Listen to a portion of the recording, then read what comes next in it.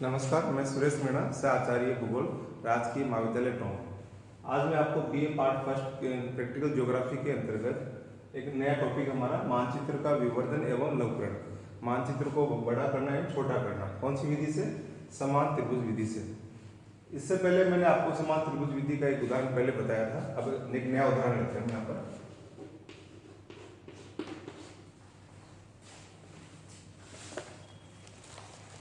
उदाहरण लीजिए 1:4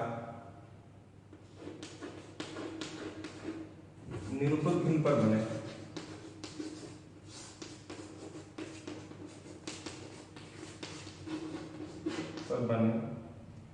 किसी नदी के मानचित्र को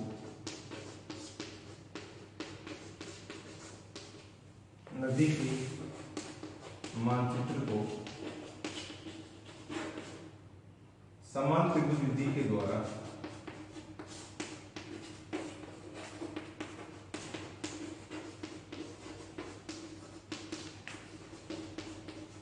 इसके द्वारा 1:2.5 लाख निरूपक भिन्न पर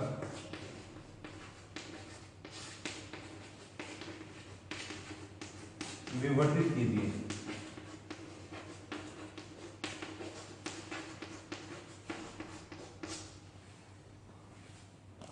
ये हमारा सवाल है। इसमें आपको समान त्रिभुज विधि के द्वारा मानचित्र को बड़ा करना है, यानी मानचित्र अभी फिलहाल बना हुआ 1:4 लाख पर और अब इसको बनाना है 1:2.5 लाख पर, यानी बड़ा करना है। इसका तात्पर्य देखिए, मापनी में उल्टा संबंध होता है। नदी बनी हुई 1:4 लाख पर, बनानी 2.5 लाख पर है। 2.5 लाख मतलब इससे छोटा है, पर मापनी में उल्टा संबंध होता है। जो छोटी होती है मापनी वो एक्चुअली में बड़ी होती है। तो ये मापनी बड़ी है और ये मापनी छोटी है। तो नदी बनी हुई है 4 लाख पे और बनाना है 2.5 लाख मापनी पर, यानी नदी को बड़ा करना है। कौन सी विधि के द्वारा? समान त्रिभुज विधि के द्वारा। तो चलिए हम इसे हल करते हैं।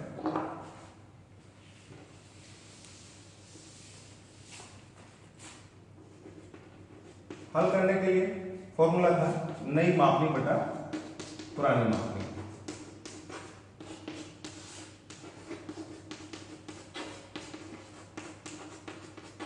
नई मापनी होती है जिस पर आपको नदी बनानी है। तो नई मापनी हमारी है 1:2.5 लाख। हम इसे हल करते हैं 1/2.5 लाख।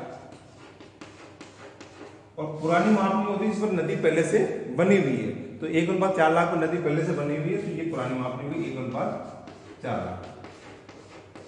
नई मापनी बटा पुरानी मापनी। अब इसे हम हल करते हैं 1:2.5 लाख। ये उलट करके 4 लाख बटा 1 हो जाएगा। 4 0 करते 40/25 बराबर हो गया 8/5।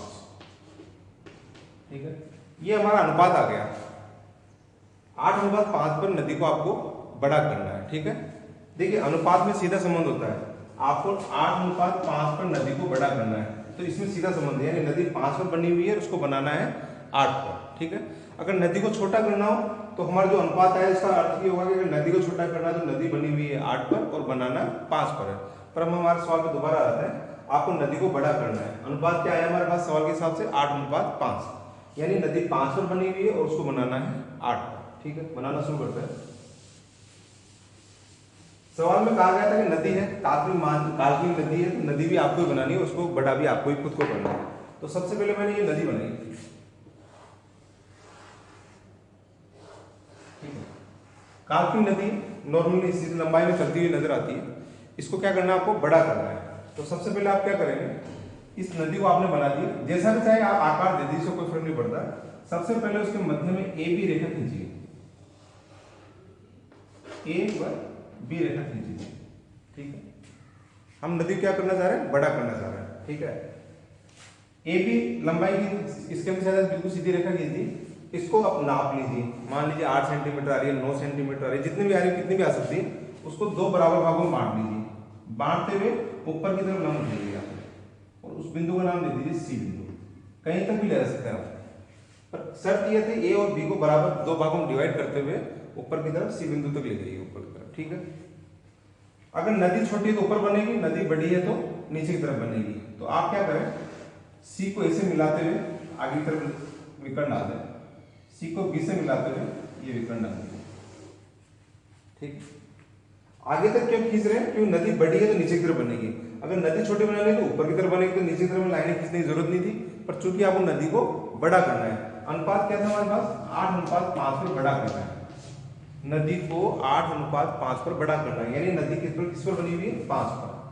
ये हमारी नदी 5 पर बनी हुई है और बनानी है 8 पर। अब आगे चलते हैं, यहाँ सी पर 0 होगा, यहाँ पर 5 है। सी से लेकर बी की दूरी नाप लीजिए, जितनी भी दूरी आ रही है, मान लीजिए 10 सेंटीमीटर आ रही है, 20 सेंटीमीटर आ रही है, और नदी कितने पर बनी है? 5 पर। तो मान लीजिए इसकी लंबाई आ रही है 10 सेंटीमीटर। किसकी? सी से बी की लंबाई आ रही है 10 सेंटीमीटर, और नदी को कितने भागों में डिवाइड करना? 5 भागों में। तो इसको 5 भाग में डिवाइड किया तो प्रत्येक भाग 2 सेंटीमीटर का होगा। ठीक है, या यूं कहें, मान लीजिए सी से बी तक की दूरी आ रही है 20 सेंटीमीटर। कितनी आ रही है? 20 सेंटीमीटर, और 5 भागों में इसको डिवाइड करना है, यहां से यहां तक। इसको 5 भागों में डिवाइड करें तो प्रत्येक भाग 4 सेंटीमीटर का होगा। ठीक है, यानी जितनी भी दूरी आ रही है उसको नाप करके उसमें 5 का भाग दे दीजिए, क्योंकि नदी 5 पर बनी हुई है। तो हम ये कुछ कल्पना कर रहे हैं, सीधा सा सवाल है। यहाँ से आप मान लेते हैं 10 सेंटीमीटर दूरी आई। कितनी दूरी आई? 10 सेंटीमीटर। पहले 11 सेंटीमीटर आ जाए कोई बात नहीं, उसमें हमने 5 का भाग दिया तो प्रत्येक भाग 2 सेंटीमीटर का होगा। ठीक है, यहाँ तक समझ में आ गया। अब हम ये करते हैं, हर 2 सेंटीमीटर निशान लगा देते हैं। 1 2 3 4 और ये 5।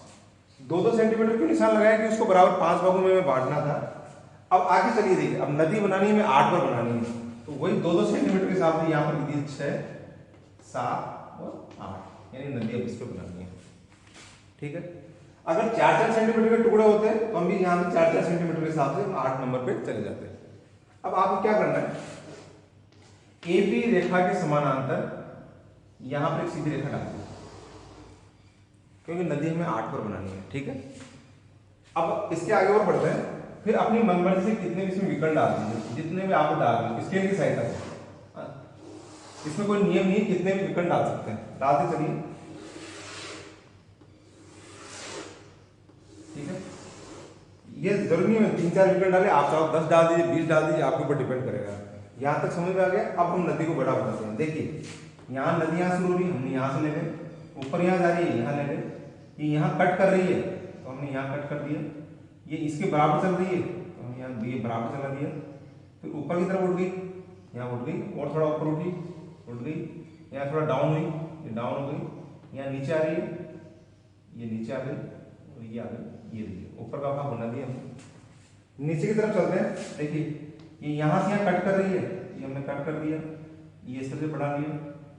फिर आगे चले, देखिए यहाँ इसमें से कट करती हुई जा रही है, तो ये हमने कट करते हुए चला दिया। फिर ये यहाँ से आ रही है आगे, फिर यहाँ से कट कर रही है, ये कट करा दिया हमने, और इसके पास से जा रही है, और यहाँ आकर के ये यहाँ पे आ रही है। ठीक है, तो देखिए वैसी वैसी नदी जो छोटी थी उसको हमने बड़ा बना दिया और वैसा ही आकार दे दिया।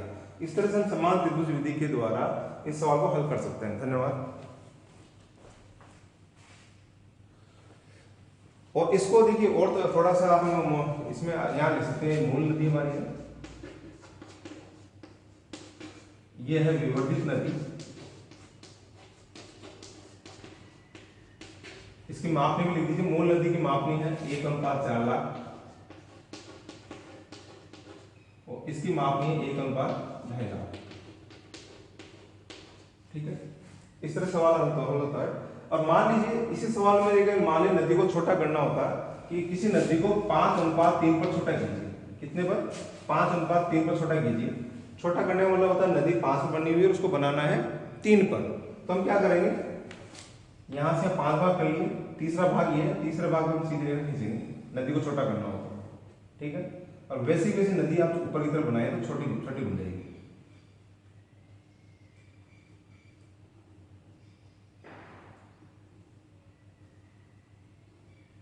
नीचे की तरफ चलते हैं,